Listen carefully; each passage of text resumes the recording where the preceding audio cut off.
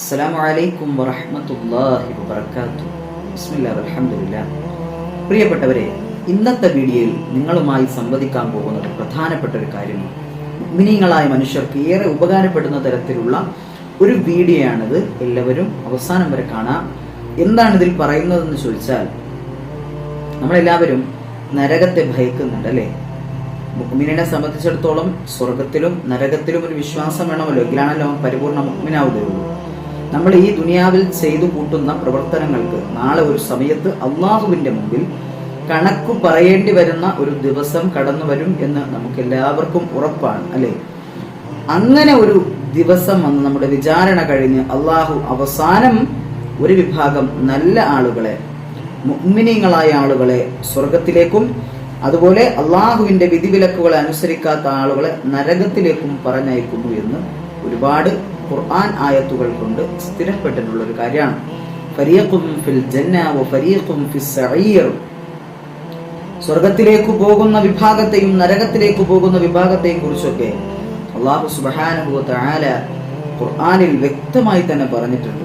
അപ്പോൾ നരകത്തിലേക്ക് പോകുമ്പോൾ പ്രിയപ്പെട്ടവരെ, നമ്മെ സംബന്ധിച്ചിടത്തോളം ഏറെ ഭയാനകരമാണ് ഈ നരകത്തിലെ ശിക്ഷ എന്നൊക്കെ പറഞ്ഞാൽ. നമ്മൾ ഒരുപാട് കേട്ടവരാണ്, അറിഞ്ഞവരാണ് നരകത്തിലെ ശിക്ഷകളെ കുറിച്ചൊക്കെ. ഒരുപാട് ശിക്ഷകൾ ഈ നരകത്തിൽ നമുക്ക് സഹിക്കാൻ കഴിയാത്തതാണ് മുഴുവൻ ശിക്ഷകളും. നമുക്കറിയാം, ഏറ്റവും ചെറിയ ശിക്ഷ തന്നെ ഏതാണ്? നമ്മൾ കഴിഞ്ഞ ദിവസം ക്വിസിൽ ക്വസ്റ്റ്യൻ ഇടുകയുണ്ടായി, ഏറ്റവും ചെറിയ ശിക്ഷ ലഭിക്കുന്ന മനുഷ്യനാരാണെന്ന് ചോദിച്ചിട്ട്. നരകത്തിൽ ഏറ്റവും ചെറിയ ശിക്ഷ ലഭിക്കുന്ന മനുഷ്യനാരാ? അബൂ ത്വാലിബ് എന്ന് പറയുന്ന നബിതങ്ങളുടെ കൊച്ചാപ്പയാണ്.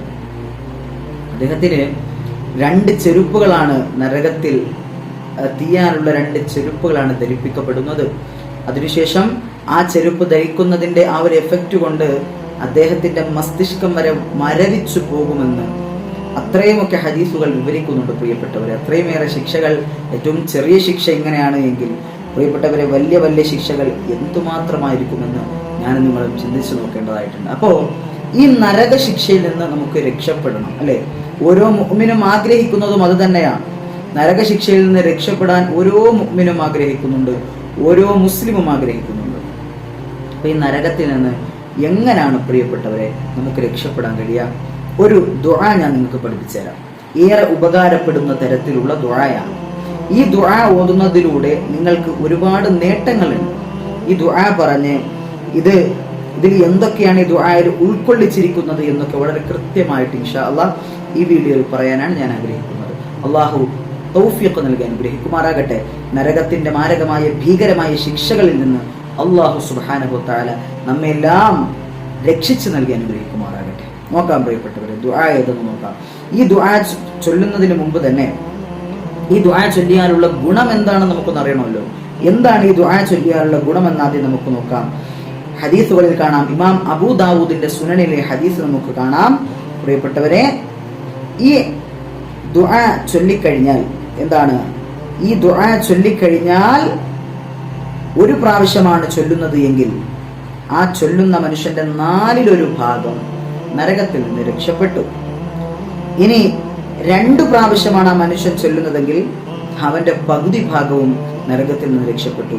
3 പ്രാവശ്യമാണ് ഇത് ചൊല്ലുന്നതെങ്കിൽ 3/4 ഭാഗവും 4/3 ഭാഗവും രക്ഷപ്പെട്ടു.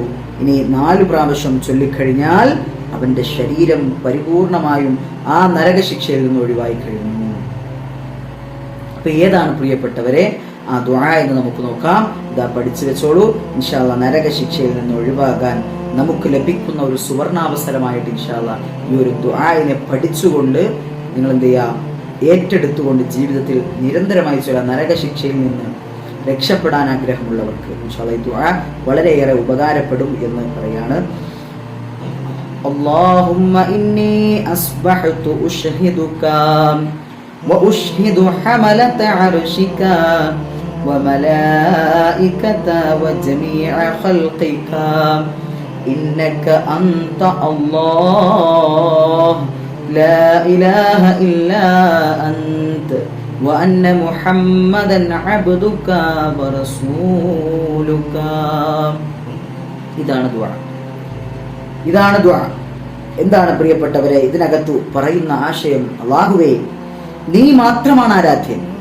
അല്ലാഹുമ്മ ഇന്നക അന്ത അല്ലാഹ് പറയാണ്. ഇതിനകത്ത് പറയുന്നുണ്ട്, നീ മാത്രമാണ് ആരാധ്യൻ, നീ അല്ലാതെ യാതൊരു ആരാധ്യനുമില്ല. മനസ്സറിഞ്ഞുകൊണ്ട് പറയാണ്, റബ്ബേ എൻ്റെ എല്ലാ കാര്യങ്ങളും ഏറ്റെടുത്ത് നടത്തി തരുന്നവൻ നീ മാത്രമാണ്, ഞങ്ങളെ സൃഷ്ടിച്ചു പരിപാലിക്കുന്നവൻ നീ മാത്രമാണ്, ആരാധനയ്ക്ക് അർഹനും നീ മാത്രം തന്നെയാ എന്ന് മനസ്സറിഞ്ഞുകൊണ്ട് പറയാണ്.